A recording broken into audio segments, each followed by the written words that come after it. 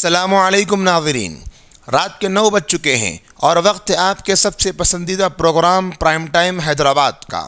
تحفظ دین میڈیا اور MRF T V live Telangana اور آندھرا کا یہ پروگرام ہمیشہ کی طرح آپ کے لیے ایک اہم عنوان پر آج پرائم ٹائم لے کر حاضر ہوا ہے۔ اس وقت پوری دنیا میں مادیت اور شہوانیت کا جو سیلاب آیا ہوا ہے، اس نے تمام انتہائی اخلاقی قدریں تہے و بالا کر ڈالی ہے۔ معاشرتی نظام بے حیائی، بدکرداری اور عریانیت کا مرکب بن چکا ہے۔ اخلاقیات کے نظام کو بے کرداری اور نفع پرستی کے مزاج نے زیر و زبر کر دیا ہے۔ بگاڑ کا یہ سیلاب پورے عالم میں آیا ہوا ہے اور مشرق اور مغرب، عرب و عجم، شہر و دیہات، کوئی خطہ اس سے محفوظ نہیں ہے۔ احادیث کی صراحتوں سے واضح ہوتا ہے کہ کسی بھی خطے یا معاشرے پر اللہ کی طرف سے اجتماعی قہر اور عذاب کا نزول 3 گناہوں کے عام رواج کے نتیجے میں ہوتا ہے۔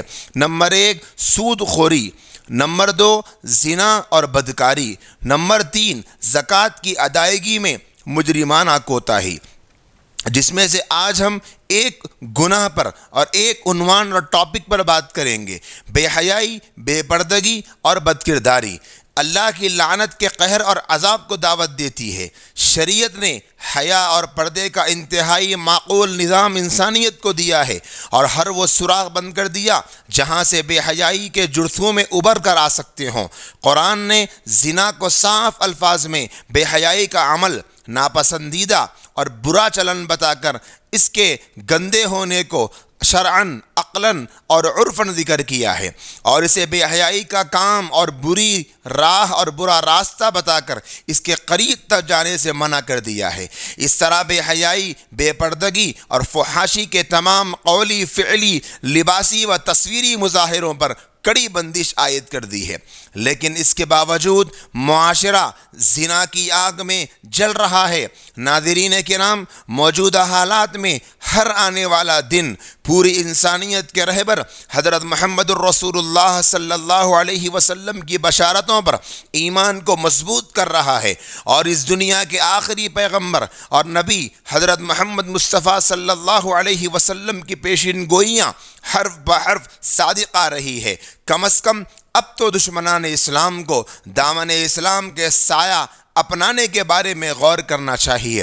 ایک روایت میں ہے کہ حضرت عبداللہ ابن عمرو رضی اللہ تعالی عنہ فرماتے ہیں، رسول اللہ صلی اللہ علیہ وسلم نے ارشاد فرمایا کہ میری امت پر بعین ہی ویسے حالات آئیں گے جیسے بنی اسرائیل پر آئے، جیسے جوتی کی جوتی سے برابری، حتیٰ کہ اگر کسی نے اپنی ماں سے علانیہ زنا کیا تو میری امت میں بھی وہ ہوگا جو ایسا کرے گا۔ اسے ترمذی نے روایت کیا ہے۔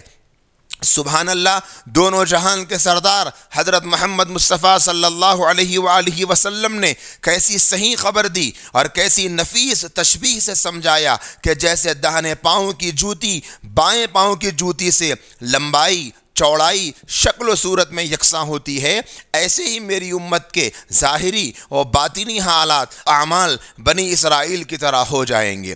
اعمال کی برابری کا ذکر ہے کہ بدتر سے بدتر گناہ بھی میری امت کے اندر پایا جائے گا۔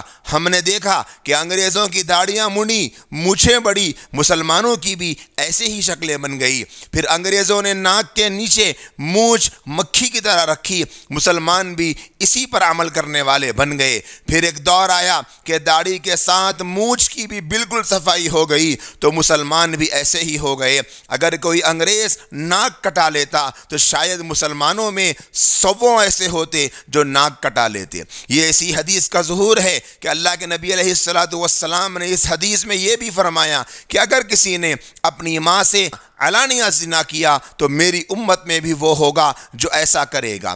ہم آپ کو بہت ہی زیادہ دل دہلانے والی ایک خبر سنانا چاہتے ہیں، حالانکہ یہ خبر سنانے کو دل نہیں چاہتا، لیکن سنانا اس لیے ضروری ہو گیا کہ حالات کروٹیں لے رہے ہیں اور معاشرہ سسکیاں بھر رہا ہے اور انسانیت دہائیاں دے رہی ہے۔ اردو نیوز کے شکریہ کے ساتھ یہ خبر ہم آپ کو سنائیں گے کہ اردو نیوز نے ایک خبر یہ شائع کی ہے اندور کے واسطے سے سے جانکاری کے مطابق نشے کا عادی نوجوان اپنی معذور ماں کے ساتھ انپورن تھانہ علاقے میں رہتا تھا۔ سال 2017 میں اس نے اپنی گونگی بہری ماں کی ہی کئی مرتبہ آبرو ریزی کی۔ جب ملزم کی بہن نے ماں کے چہرے پر چوٹ کے نشان دیکھے تب جا کر اس بات کا انکشاف ہوا۔ اس کے بعد بیٹی نے تھانے میں معاملہ درج کرایا اور کیس بک کیا۔ شکایت میں خاتون نے پولیس کو بتایا کہ بیٹا چاقو کی نوک پر اس کی آبرو ریزی کرتا تھا۔ بیٹے نے ایک مرتبہ اپنی ماں کو ٹھنڈ کے موسم میں لاٹھیوں سے اتنا پیٹا تھا کہ اس کا پورا جسم نیلا پڑ گیا تھا۔ پولیس کے بیان کے مطابق ماں کی آبرو ریزی کا قصوروار بیٹا ڈرگس کا عادی ہے۔ اس کے خلاف نصف درجن سے زیادہ مجرمانہ معاملات بھی اس کے خلاف درج ہے۔ بیٹے کو ایک مرتبہ ضلع بدر بھی کیا جا چکا ہے۔ اتنا ہی نہیں، وہ کئی مرتبہ کھانا بناتے وقت بھی اپنی ماں کے ساتھ فحش حرکت کرتا تھا۔ اس معاملے کی سماعت اسپیشل جج منیش بسیر کے کورٹ میں ہوئی، جہاں پروسیکیوٹر کی جانب سے 7 گواہوں کو پیش کیا گیا۔ عدالت نے دفعہ 376 کے تحت قصوروار کو 10 سال کی سزا سنائی اور 5,000 روپے کا جرمانہ عائد کیا۔ فیصلہ سناتے ہوئے عدالت نے کہا کہ سماجی بنیاد پر یہ انتہائی سنگین اور گھناؤنا جرم ہے۔ افسوس صد افسوس کا مقام ہے، اس وقت پوری دنیا میں فحاشی کا جو سیلاب بلاخیز آیا اور چھایا ہوا ہے وہ قرب قیامت کی علامت ہے، جس کی پیش گوئی احادیث میں جا بجا فرمائی گئی ہے۔ ایک حدیث میں اللہ کے نبی علیہ السلام کا ارشاد گرامی موجود ہے کہ ایسی عورتیں کثرت سے ہوں گی جو بظاہر لباس میں ہوں گی، مگر لباس اتنا باریک ہوگا اور اس سے جسمانی خط و قال اس درجہ نمایاں ہوں گے کہ در حقیقت وہ برہنہ ہوں گی۔ وہ خود مردوں کی طرف مائل ہوں گی اور مردوں کو اپنی طرف مائل کریں گی۔ ایسی عورتیں جنت کی خوشبو سے بھی محروم کر دی جائیں گی۔ میرے عزیز دوستوں اور ساتھیوں، آپ نے دیکھا کیسا درد بھرا واقعہ اور کیسے دل کو چیر دینے والی حقیقت آج ہم نے اس پرائم ٹائم میں سنی ہے۔ یقیناً اس واقعے کو پڑھ کر میرا دل پھٹ گیا ہے اور میرے ضمیر پہ رونگٹے کھڑے ہو گئے۔ مجھے میرے محبوب نبی کے وہ فرمان نے بے چین و بے قرار کر دیا کہ یقیناً اللہ کے نبی علیہ السلام نے فرمایا تھا کہ قیامت کے قریب ایک ایسا وقت آئے گا، بنی اسرائیل میں جو کام ہوئے ہیں وہ سارے کام میری امت میں کیے جائیں گے، بے حیائی پھیلا دی جائے گی، زنا عام ہو جائے گا۔ یقیناً آج ہم ایسے حالات سے گزر رہے ہیں۔ اللہ ہم تمام کی حفاظت فرمائے۔ ایسے حالات کو دیکھ کر وجود میں لرزہ طاری ہو جاتا ہے کہ ہائے اللہ، یہ کیسا وقت آ گیا کہ ایک ماں بھی اپنے بیٹے کی ہوس کا شکار بن گئی اور ایک ماں بھی اپنے بچے سے نہیں بچ پائی۔ وہ ماں جس نے 9 مہینے تک کوکھ میں اس بچے کو رکھ کر پالا تھا اور اس کی پرورش کے لیے اپنی زندگی کے قیمتی لمحات کو اس نے گوا دیا تھا، گویا اس نے اپنے وجود کی خوشیوں کو بیچ کر اپنے بیٹے کی زندگی کو خریدا تھا۔ ایسی ماں جس نے اپنی اولاد کے لیے کیسی کیسی قربانیاں دی ہوگی۔ وہ گونگی اور بہری ماں جس نے اپنے وجود کو گھلا کر اپنی اولاد کی پرورش کی دی ہوگی، اسے پروان چڑھایا ہوگا، آج وہی بیٹا اس کی عزت کا دشمن بنا بیٹھا ہے۔ یقیناً آپ کے کانوں کو سن کر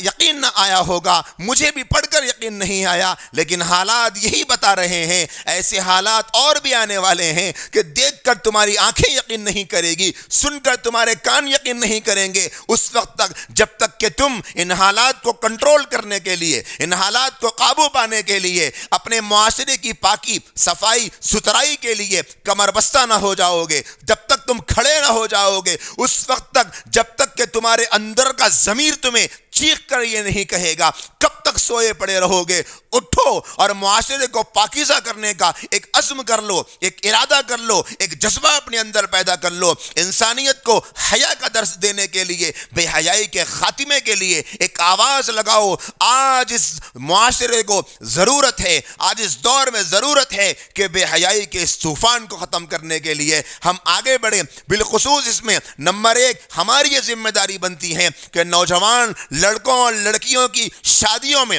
تاخیر نہ کرے۔ ایک بہت بڑا سبب آج کے دور میں بے حیائی کے، بے شرمی کے، بے غیرتی کے کیسز کے زیادہ ہونے کا اور بے حیائی بے شرمی کے کیسز کے ریشو کے بہت زیادہ گرو کرنے کا یہی ہے کہ آج ماں باپ اپنے لڑکے اور لڑکیوں کی شادیاں وقت پر نہیں کرتے، جس کا نتیجہ اس طرح کبھی کسی کی بہن بھیڑ چڑھ جاتی ہے نوجوانوں کی ہوس کے، تو کبھی کسی نوجوان کی ہوس کا شکار کسی کی بہن بن جاتی ہے، کسی کی بیٹی بن جاتی ہے، کسی کی بیوی بن جاتی ہے، تو پھر اس جیسے واقعات میں کبھی کسی نوجوان کی ہوس کا شکار خود اس کی ماں بن جاتی ہے۔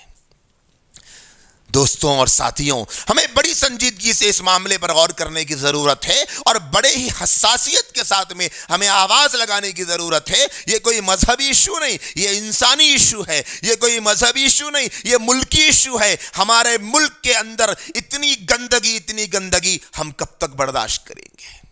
اٹھنا پڑے گا، آواز اٹھانا پڑے گا۔ لڑکیوں اور لڑکوں کی شادیوں کو وقت پر کرنے کی آواز اٹھانا پڑے گا۔ آپ آواز نہیں اٹھائیں گے تو کون آواز اٹھائے گا؟ میں اور آپ، ہم سب مل کر اگر آواز اٹھائیں گے، ہماری آواز آج اگرچہ کمزور نظر آ رہی، لیکن جس دن ہماری آواز میں وہ تاثیر ہوگی جو انسانوں کے دلوں کو رونگٹے کھڑے کرنے پر مجبور کر دے، جو انسانوں کے ضمیروں کو جھنجھوڑ دے، انشاءاللہ یہ آواز ہماری ضرور کام آئے گی۔ اسی طرح بے حیائی اور بے شرمی کے اس طوفان کا ایک بہت بڑا سبب مخلوط تعلیم کا نظام ہے، اور مخلوط رہنا ہے اور مکس رہنا ہے۔ یہ مکس گیدرنگ والا کلچر ہے کہ جس نے ہماری نوجوان نسلوں کو تباہ کر کے رکھ دیا ہے، ہماری نسلوں کے اندر سے حیا کو ختم کر کے رکھ دیا ہے، ہمارے نوجوانوں کے اندر تمیز ختم کر دی، ایک دوسرے کا فرق ختم کر دیا ہے۔ اسی طرح ایک تیسرا اور بنیادی سبب موبائل فون اور ٹی وی اور انٹرنیٹ کے ذریعے سے گندے مناظر، بے حیائی اور بے شرمی پر مبنی ایسی فحش فلمیں جس کو دیکھ کر انسان کے سیکسول ڈیزائر ڈسٹرب ہو جاتے ہیں، انہوں نے ہماری نوجوان نسلوں کو مجبور کر دیا ہے اپنی ہوس کو پوری کرنے پر، اور وہ ہوس پوری نہیں ہوتی تو کسی بھی طرح وہ کسی بھی حرکت تک گرنے کو تیار ہو جاتے ہیں۔ کل تک کسی کی بہن، بیٹی اور بہو، بیوی پر گندی نگاہیں ڈال کر اپنی ہوس کی تکمیل کے لیے جو چاہے کرتے تھے، لیکن آج مائیں بھی محفوظ نہیں رہ رہی ہے۔ ناظرین کرام، ہمیں بڑی توجہ اس پر دینے کی ضرورت ہے۔ موبائل تو بچوں کے ہاتھ میں دیا جائے، انٹرنیٹ کا استعمال تو بچوں کو کرایا جائے، ضرورت ہے آج کے زمانے کی، لیکن ضرورت کے حد تک بے حیائی اور بے شرمی اور فحش مناظر سے بچوں کو بچایا جائے، وقت پر ان کی شادی کر دی جائے، چاہے کچھ بھی حالات ہوں۔ نکاحوں کی تاخیر ایک بہت بڑا سبب ہے ایسے واقعات کے پیش آنے کا، لہذا ہمیں اس معاملے میں سنجیدگی سے سوچنے کی ضرورت ہے۔ اس سے پہلے کہ کوئی نوجوان لڑکا،